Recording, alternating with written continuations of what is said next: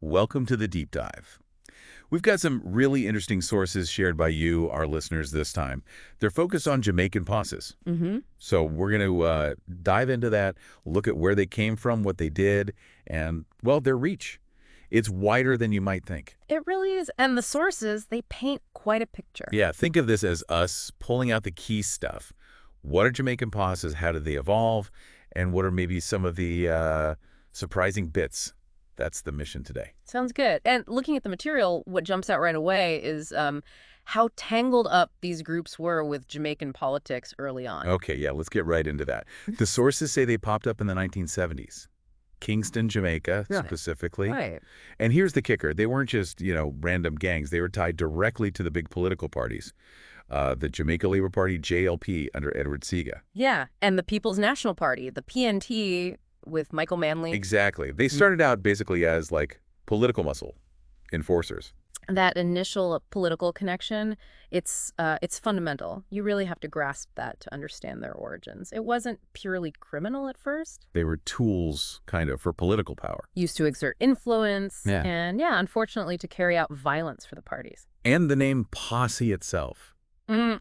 That's kind of funny where it came from. Oh, yeah? Apparently just straight from Hollywood Westerns. They were big in poorer areas in Jamaica, and the name just stuck. Huh.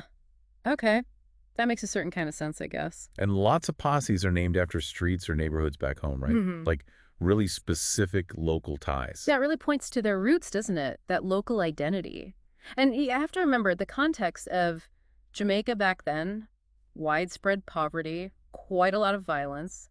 It was fertile ground for groups like this. So they sort of filled a gap, an informal control system. In a way, yeah. And the sources mention connections to political nationalism, even Rastafari sometimes. So it's complex. Not just politics, but maybe some cultural identity stuff mixed in too. It seems like it. It wasn't just raw power. There are these other threads, holding them together, giving them influence in certain communities. And the violence.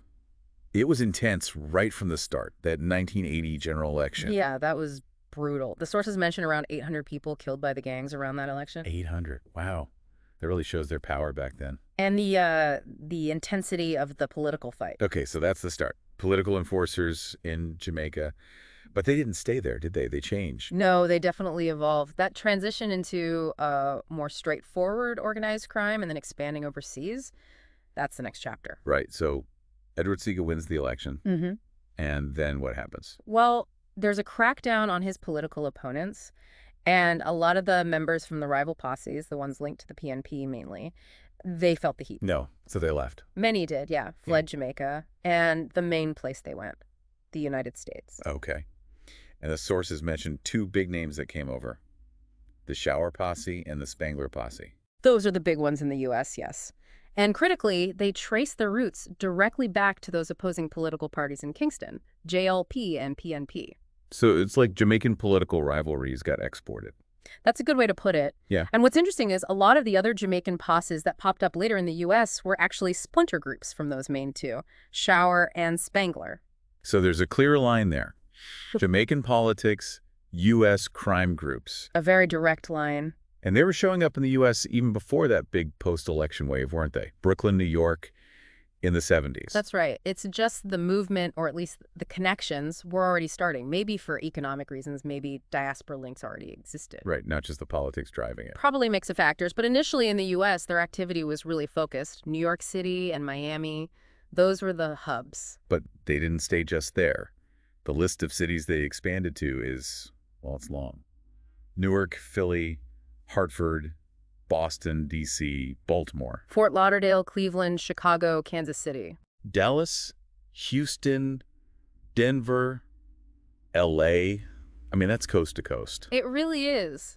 It shows how adaptable they were, how effectively they could set up shop in all these different cities. And they moved fast into the drug trade over here. Mm-hmm. Started with marijuana, which makes sense given the Jamaican connection, right? Yeah. Importing and selling. Jamaica Gold. Exactly. But then, early 80s, they make a big shift. Street-level cocaine distribution. That was huge. Yeah. Because it lined up with the whole cocaine boom. Perfectly positioned. Yeah. And they weren't isolated. They built relationships with Colombian cartels, traditional mafia types, even West Coast street gangs. And this is a really crucial point in the sources.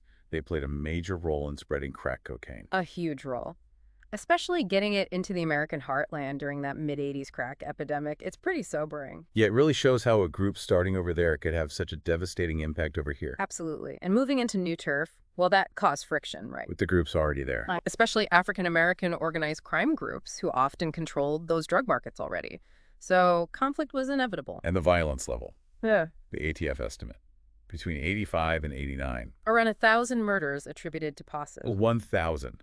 In just 4 years. That's staggering. It speaks volumes about their ruthlessness. They used extreme violence to take territory and, build a reputation, keep others out.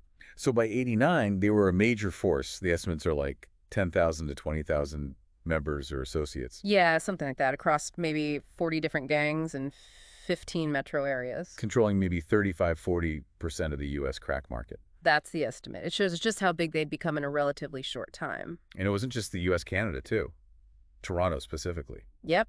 Shower posse members were apparently up there from the 70s, even before the big U.S. push. Really? So Canada was early, too. Seems like it. And once established in Toronto, they got deep into the drug trade there, too, working with local Canadian criminals. Okay. And then the U.K., they call them yardies there, right? Yeah, that's the term used, yeah. And their presence there is linked to, the old colonial ties between the UK and the Caribbean. Easier movement, perhaps. And similar activities.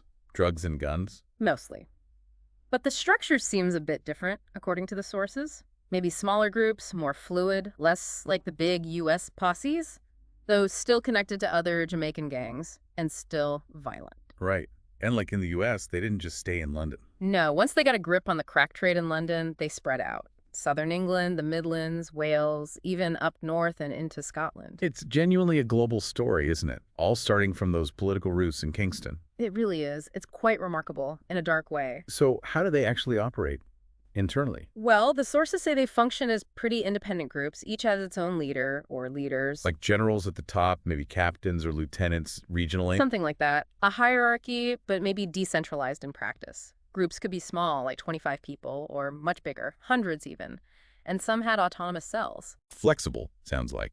And the membership often ties back to specific neighborhoods in Kingston. Yeah, that loyalty to where the leaders came from seems important. It's not just random recruitment. Keeps it tight-knit, I guess. Reinforces those original ties. And the typical member profile, often described as single, unemployed males, maybe 18 to 35. Transient lifestyle, moving between cities, using fake IDs. Exactly, which makes them really hard for law enforcement to track, Plus, they often use street names, aliases. Right, hard to pin down. And activities, clearly narcotics are number one. Marijuana, then crack. That Jamaica Gold gave them an early edge in the marijuana market, high potency. Then they just dominated crack through, brutal efficiency. How so? What were their tactics? Violence, obviously, to scare off rivals. But also, they were organized. Sources mention higher quality products sometimes, even using discounts to undercut competitors, like a ruthless business. A bloody business model. Definitely. And beyond drugs, firearms were big too. Stealing them or buying them illegally here? Yeah, and then sometimes trafficking them back to Jamaica where they fetched a much higher price. Very profitable. And they liked automatic weapons. Tech 9s are mentioned. Yeah, firepower was key. Also involved in armed home invasions. And members sometimes worked as killers for hire, diversifying their portfolio, so to speak. Grim. And they used legitimate businesses as fronts. Standard tactic for organized crime, right? Laundering money, providing cover. And here's that link. Back again, the money made in the U.S. It went back to Jamaica. Some of it, yeah. Funding those political parties they were originally tied to and buying weapons stockpiles for political violence back home. Wow. So U.S. drug money fueling potential coups or intimidation in Jamaica. That's what the sources suggest. It's a vicious cycle. Political instability, migration crime profits, funding more instability. It really connects everything. It does. And that propensity for violence, it's stressed again and again. Yeah. It wasn't just strategic. Yeah. It seemed fundamental. The disregard for life. The ATF director in '87 called them probably this country's most violent gangs. And a Miami ATF agent said, total disregard for human life. Pretty stark assessments from people who see a lot. Yeah. The coordinator for that Mid-Atlantic task force mentioned them doing violent stuff right out in public. No concern for bystanders. Brazen. The U.S. Attorney General even used the term urban terrorism. That's strong language. It reflected the reality. Gun battles with police, drive-by shootings, and those ritual murders. Jointing, they called it. Yeah, of informants. Yeah. Horrific descriptions, dismemberment, sending remains. It's pure terror tactics. Designed to ensure silence and loyalty through absolute fear, and that attitude towards police in Jamaica, if you can't bribe them, kill them. It shows an extreme level of defiance. Ruthlessness. Both. And remember that incident with Andrew Bunman Hope being killed in 2006 and the riot afterwards shows the power these figures could still wield. So with all this going on, how did law enforcement respond? Well, there were major efforts, like Operation Caribbean Cruise in D.C. back in '86. Arrests, seized guns, drugs, and early pushback. But then something bigger happened. Operation Rum Punch. Yeah, that was nationwide. A coordinated crackdown led to over 150 arrests across loads of cities. New York, Miami, Philly, Boston, Dallas, Denver, Chicago. The list goes on. Targeting drugs, homicides, weapons charges. Exactly, a broad sweep, trying to hit their networks hard. And there was another big wave of raids mentioned, October '88. Right, over 200 arrests then. Again, coordinated across many cities, focusing on cocaine trafficking, but also illegal immigration, firearms trafficking, a multi-agency effort. So they were definitely taking it seriously, throwing resources at it. They had to. The scale of the problem demanded it. The sources even list out some specific posse names and where they operated. Bantam Posse, Cuban Posse, Dog Posse. Shower Posse, Spangler Posse are on there, of course, but many others too, operating in multiple cities. Just gives you a sense of how many distinct groups there were, all networked together in some way. Yeah, geographically spread out, but connected. Reflects that transient nature in the drug networks. Okay. So wrapping this deep dive up, it's clear this is a complex story. Starts with Jamaican politics. Right, as enforcers. Evolves into major transnational organized crime. Huge impact on the crack epidemic in the U.S. and elsewhere. And characterized by just extreme violence. And law enforcement did respond with significant operations, though the problem certainly hasn't vanished entirely. No, these networks adapt, but hopefully listeners now have a much clearer picture of this phenomenon. It really ties together politics, poverty, migration, and crime on an international scale. It really does. So maybe a final thought to leave everyone with. Given how deep these roots are in Jamaican politics and society and how far they spread internationally, what does the fact that these groups in some form still exist tell us about the challenges of fighting transnational crime today? That's a big question. Or maybe think about the violence that extreme disregard for life described in the sources. What kinds of pressures, what kind of environment, what psychological factors could possibly shape that kind of mindset within these groups? Definitely something to chew on. A lot to think about beyond just the headlines.